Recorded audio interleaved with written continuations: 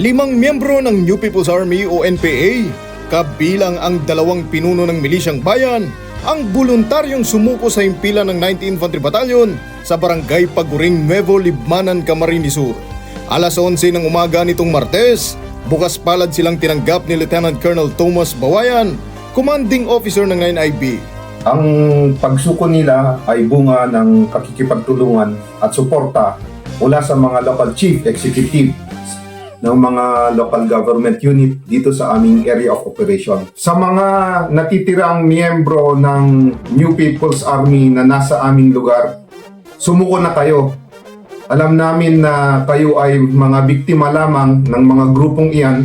Ang 9th Infantry Battalion ay laging bukas para sa inyo. Gawin ninyo kami bilang tulay patungo sa pagbabago. Higit sa lahat, pakinggan ninyo ang hiling ng inyong pamilya at mahal sa buhay na bumalik na kayo sa kanila. Sa darating na Pasko, sana ay makasama ninyo sila at mabuhay ng mapayapa. Ayon sa ulat, ang mga sumukong individual ay pawang mga kasapi ng Platoon 3 SRC-5 BRPC.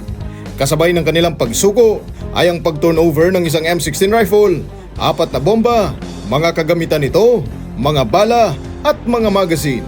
Pinasalamatan naman ni Major General Aldwin Almase ang patuloy na pagtitiwala ng mga dating rebelde sa kasundaluhan. Aniya, malaking hakbang ito hindi lamang tungo sa kapayapaan ng komunidad, kundi maging sa pagbibigay sa kanila ng panibagong pagkakataon upang makapamuhay ng payapa. Kapayapaan para sa lahat. Jiro Banania, Spare News.